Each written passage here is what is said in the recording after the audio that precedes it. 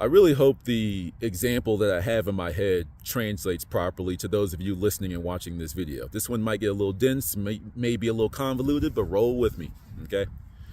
Let's talk a little bit about unity consciousness again, because I really do feel that it's important that we continue to talk about this to prepare a lot of people for what's to come. You know, in the age of Aquarius, the vibrations are rising, which means the consciousness of the population is rising. When the consciousness of the population rises, that means that the original tricks of the elite, of the cabal, of the super duper bad guys of the world no longer work. The same thing, like, it's kind of like the coin behind the ear that, like, you know, your grandma or grandpa would do to you back in the day. But whoa, magic! No, you now know that they had the coin and they pretended to pull it out of your ear. The same thing is going on with the lack of, or the loss of power that the cabal is experiencing right now, which means that they're getting sloppy, and that means that we are very close to a full disclosure of all the BS that's been going on around us, that most of us have been, us truthers out there have been called conspiracy theorists over, and we just been trying to tell you before it happened, you know what I'm saying? Or before it came to light anyway. So a definition of unity consciousness can change based off of who's speaking, right? You know, a lot of people, when they first hear it, they think that we're all going to be looking the same, dressing the same haircut, speaking in unison like we have a hive mind. And I do not believe that. That wouldn't even make sense. Why would anyone look forward to that? We are all on this life to learn, we are all living in this experience to live an individual experience. You know, we learn our own lessons and bring them back to the collective mind, which I'm getting to here shortly. You know, that's what we're here to do. There's always going to be the individuality, the individualness of expression. I don't see what's the point of going back to unity consciousness if we all look the same, dress the same, talk the same, laugh at the same jokes. It's stupid. That makes no sense. To me, unity consciousness is basically remembering that you are a reflection of the one mind, of the higher power, of what some people may call God. You are simply a reflection of that learning about itself. And if you don't like the term God, higher power, anything like that, and you think it's all about you, cool. You will realize that we are all interconnected, just like how the tree roots are all connected and they supply, you know, nourishment to the tree. And then there's certain forms of fungi and bacteria that live on the roots and all this type of stuff. It's an interconnected web. It's an interconnective matrix, not using it for the negative way. The same way each individual person is connected to everything around it too. You're born in nature. What makes you think that you're separate from it? So then once you realize, once you remember that you're connected to the people around you, you'll remember that you're connected to nature. Nature came from what?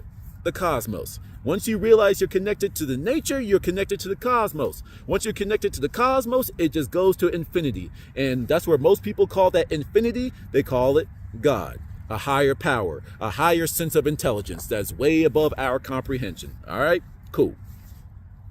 So let me give you an example of how to think, how to either think or how to practice moving your way back into this state of consciousness, right?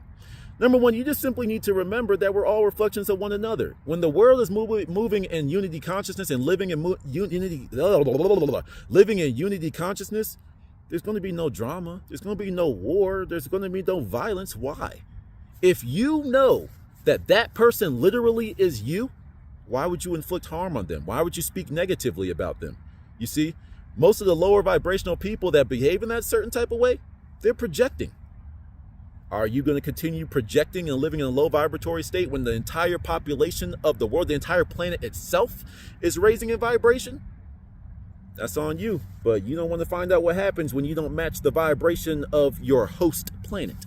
And that's what's happening right now. A great cleansing is going on as we speak, and that will be disclosed in due time. Anyway, let's get to this convoluted ass example that I have in my head.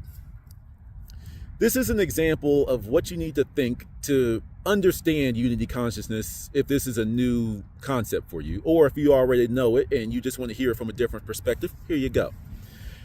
Let's use a fake person. Let's go with Stacy Smith. I know, original name, Stacy Smith. Stacy Smith is called on air for a televised interview. So, hey, Stacy, how you doing? So just tell the world a little bit about yourself. Now, most of the time when people have to talk about themselves, they go into resume mode. Oh, well, yes, my name is Stacy Smith. I am the CTO, the CFO, the CEO of a Fortune 500 company that grossed $120 trillion last year. It was amazing. It was a pretty good year, yeah. Let's see, I'm part of this forum. I'm part of this board. I'm part of this, right? Once again, the 3D matrix has made us put more importance of these outside things. Unity consciousness is all about what you can provide to the collective that all came from inside. So who are you? Well, if you want to get closer to unity consciousness, you need to drop off the outside stuff. What are some of the things that don't change? Unity consciousness is getting closer to the capital T truth. So you start to drop off the lowercase t truths as you work your way back to unity consciousness, right? So let's do this again. Stacy, tell us who you are, minus the external worldly things. Well, you know, I'm a happy wife to Paul Smith. I am the mother to 3 beautiful children and blah, blah, blah. Well, this might be rude and don't take this the wrong way. Just roll with the hypothetical here. But being a mother can change. I know once you have the kid, even if the kid disappears or disowns you, you're still a mother. I get it, but just roll with it. You know, being a mother can change. Being a wife can change. Divorce, you know what I'm saying? As the sun's going down, but it's all good. We're going to finish this. You know, so who are you? When you don't have those things, who are you? Right? Well, my name is Stacy. I'm a pretty happy person. I'm this, I'm that, blah, blah, blah, blah. Okay, but once again, you know, your happiness can change. So who are you? I'm Stacy. Your name can change. How many name changes do we have in the Bible? You can go sign a couple of pieces of paper and change your name at the courthouse. So again, who are you? I am. There we go. I am. And the funny part is we're still not done yet. Because when you get to I am, we all know the power of I am. When you say I am happy, what follows it? I am. And then you program that sentence I am with what you want it to be. I am happy. Now, once you fully believe that in your subconscious and your higher self and whatever, that's what you will begin to experience. You see how all that external stuff came from your I amness? Okay. So now that you dropped off everything, you now know that you are. I am. Okay. Well then, am can change. What if you stop existing? What if you die? What if you this? I. So we are now a singularity. Well, I implies separation from something. So if you drop off the I, what are you? And of course you have to say the words to make a full sentence, but it's like nothing. I'm nothing. There you go. Now, when people say I am nothing, typically in this 3D matrix world, we tend to say, oh, I'm nothing, But no, it's like you're nothing. You're nothing until you begin to, you see how we start to build this back on? You're nothing until you have consciousness. You know, once you have consciousness, you then start to question things and ask things, and you start to identify yourself.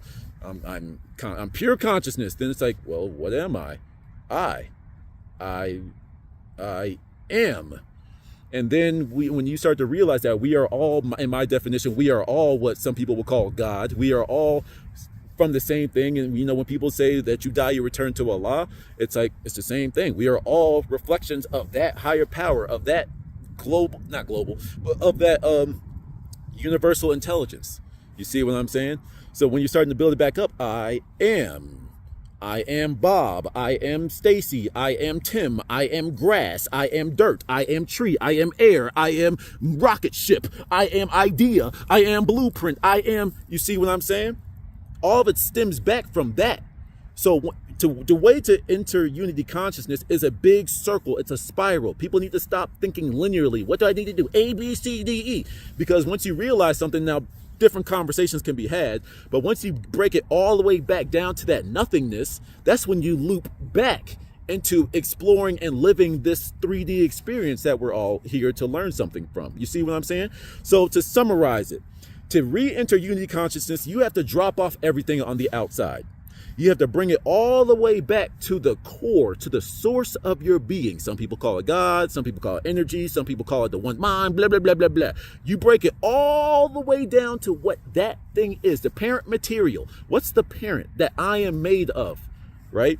So you drop off the work accolades, you drop off the external people, you drop off the way you dress, the music you listen to, you drop all that off. You butt ass naked now. Who are you? I am Prince. Okay, now I'm Prince. I'm awesome. Okay, awesomeness can change and it's very subjective. So who are you? I'm Prince. Cool. Drop that off. I am. I implies separation, or I am can change. So I drop off the am. I implies singularity. Singularity from what? Something. And that's where the conversation can go wherever you want it to. But let's just say that's the 0 point. You know, people say 0 point energy. If you don't like God, higher power, all that type of stuff, then you are returning to 0 point energy. You have effectively hit a reset button on the trajectory of your life. Once you were feeling like you were above people because you had this fancy job, you got money, cars, women, men, whatever it is that you're interested in. You know, you got the jewels, the necklaces, you got the creme de la creme, the highest level of technologies and all this type of stuff. You're an amazing person, but it doesn't mean anything in the grand scheme of things. Once you die, it's gone. You know what I'm saying? You don't take it with you. You don't even want it with the places that you're going to. You know what I'm saying? So you have to return to the 0 point. But 0 can't exist. That's the other part of it that I was trying not to go to, but I done said it, so I gotta explain it now. Nothing can't exist, because the pure fact of saying that nothing is over there means that there is a characteristics, there are traits that imply that that thing, that word called nothing, exists over there. The default existence, the default state of the universe itself is existence. So non-existence cannot exist because it exists. Go ahead and play that back a couple of times. You know, the word, there had to be a word to describe what was going on over there, that nothingness over there. With you defining it, you've thus given it existence.